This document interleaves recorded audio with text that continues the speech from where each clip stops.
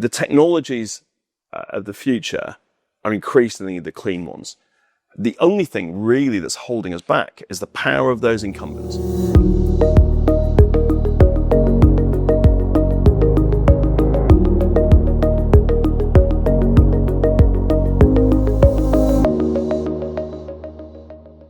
Hello, I'm Lucy Siegle, and I'm very fortunate to be here with Greg Jackson, founder and CEO of Octopus.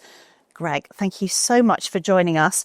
I've got a lot of questions for you here, but I want to start with some scene setting. I want to understand where you come from and where it all started. So your early years were spent in North and West Yorkshire of the 1970s, which is a very specific vibe. Help me plot a route between your upbringing and how you have become this major disruptive force, if you like, in energy. In fact, some of your fans call you the Steve Jobs of energy. How did it all begin? There's one thread, which honestly is my mum. When my parents got divorced, she had 3 kids. I think I was 8, my sister was 7, my brother's a year old. Anyone who's a parent, whether you're single or not, will recognise how tough it is being a single parent with 3 kids like that. But also, I don't think she'd ever really had a job. And so suddenly she had to get a job. So she worked in a bar in the evenings. She studied by day to get a degree so we could, to improve our lives. And then she spent her spare time campaigning for things she believed in. I think just the sheer amount of stuff she did it became very normal that you never sat around watching TV or something. You kind of we were always all doing things. Plus, she kind of gave us responsibility very early. Essentially, she delegated a bunch of stuff to us as kids, which I think gave us an early sense of making our own decisions, taking responsibility. And a lot of those are really the foundations for example, choosing entrepreneurship rather than a typical career. You founded Octopus Energy in 2015. You begin as Octopus Energy Group, OEG. So the idea is a retail energy supplier with a mission to bring affordable green tech-enabled energy to customers. Why was it the right time to start at that point, 2015, 2016? And how has the mission evolved? Well, immediately prior to that, we had started a business in 2003 that ended up building enterprise software. So we built the software used by big companies. And we learned a lot about building the software that large companies use. And while we were doing that, we kind of worked out, why do large companies get slower and slower and less agile? And a lot of it was due to the fact that they just keep putting more systems on top of each other. And we worked out that essentially at some point, you have to get rid of all of that legacy and start with a clean sheet of paper. That involves both revolutionizing your technology and your organization. So we did some work on that. And we went and pitched utilities. We thought we could do this in the utility industry. Utilities globally is a $3 trillion sector in revenue terms. And running on software that's 40, 50 years old, running on mainframes, they could really benefit from this. And it could revolutionize their businesses. But utilities all said to us something along the lines of, either this isn't interesting, because they just didn't see how tech changes the world, or this is interesting, but someone's got to do it first. And we began to realize, for a bunch of reasons, we would do it first. Essentially, we'd sold that business and realized that we could set up our own energy company while building the technology that's designed to enable large organizations to be more efficient. We would be our own first client. And once we demonstrated it worked, we'd be able to run transformation programs in large organizations whilst running our own utility or our own energy company, Octopus. Part of it was in the 2010s, there was a lot of focus on the fact that energy companies were providing bad value to customers. And we thought technology lets you be more efficient, more customer responses. We can do that. Our own experience as energy customers was that we were getting terrible service. I've got so many anecdotes. And the last one was, I do care about climate change. And you could see that the energy system globally was going to be changing as we start to tackle climate change. And that would mean that these companies were not only going to sort of be under pressure to change because they were not efficient enough, they're going to be under pressure to change to adopt the technologies to tackle climate. I want to talk a little bit about public perception of energy overall and of leadership as well, actually, because the two have become sort of yoked together, especially recently.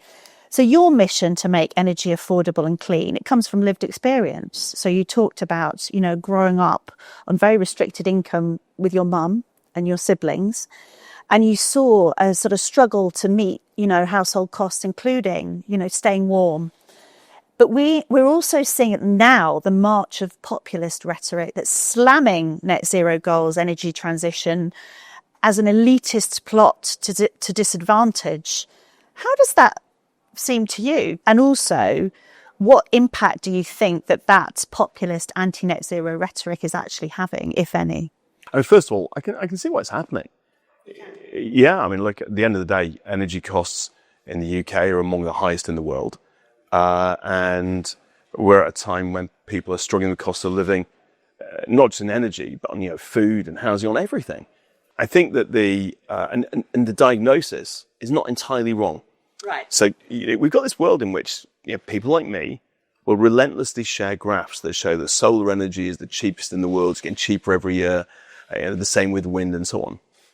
And yet other people that don't like tackling climate change will show graphs that show that countries that got more renewables got more expensive electricity and, all the costs of renewables. And the reality is they're both right. We're at a time of transition. And the reality is that renewables are cheaper, but you need to use them correctly. And that needs things like market reform. I think a lot of the time, the markets we have at the moment are dominated by the interests of the traditional incumbents. So when cheap renewables arrive, consumers don't get the benefit. A good example would be we've built loads of wind farms where there's no grid. When it's windy, they can't ship their electricity. So we just have to pay them a fortune to not generate. And then we pay gas plants a fortune to generate somewhere else. We didn't build this system in a way that would make renewables cheap. And we have got to do that. If we do that, clean energy offers costs that are low and are getting lower every year because the technology keeps getting better. In 2021, Octopus Renewables, I know we're leaping forward a lot here, became part of the group. So what does this move open up in practical terms? What does it bring to the Octopus party, if you like? We started to grow our energy retail business. That's providing energy to households. And we've got to buy that energy somewhere. Increasing, we could see that when we're buying that energy on the market, when we're not able to optimize it against the real-time generation from wind and solar. The real magic in a renewable world is when you use more electricity at the times it's windy and sunny, right, and less at the times it's not. By the way, it doesn't affect your life at all. If you're charging an electric vehicle, you don't care whether it charges at 10 p.m. or at 4 a.m., as long as there's enough battery to drive in the morning. And so, we can shift lots of stuff around so that we're using as much as possible at the best times. But we didn't get the data on when the wind farms will be generating, when the solar farms will be generating. And so we actually had to acquire the renewables business that is managing, building large solar and wind farms in order that we get the data that enables us to forecast when are going to be the best times to use electricity. Now, by the way, from a consumer point of view, that should mean we can provide electricity cheaper. From an environmental point of view, it means we can use electricity from renewable sources more efficiently. And from a commercial point of view, it should give us better economics. I wanted to talk to you a little bit about the climate and nature crisis and how the perception of that and how we deal with that. How do we keep momentum, Greg? Because we know, so the UN Secretary General recently said keeping under 1.5 degrees is now all but impossible. And many people have been saying this for quite a long time. And you've mentioned meeting an oil executive who said that the industry was planning for 2.75 or up to 3 degrees. First of all, what was that like to have somebody just say that to you? And what do we do with that kind of information? Do we sort of recalibrate to reflect this reality that 1.5 is gone? Or how do we keep the spotlight on how urgent decarbonisation actually is? So first of all, I was sat literally next to a very senior executive from a very big, very well-known oil company. And actually the person on the side asked him about climate change. And he said, look, we're planning on 2.75 degrees. And the guy said, well, what does that mean? And he said, 6 meters of sea level rise.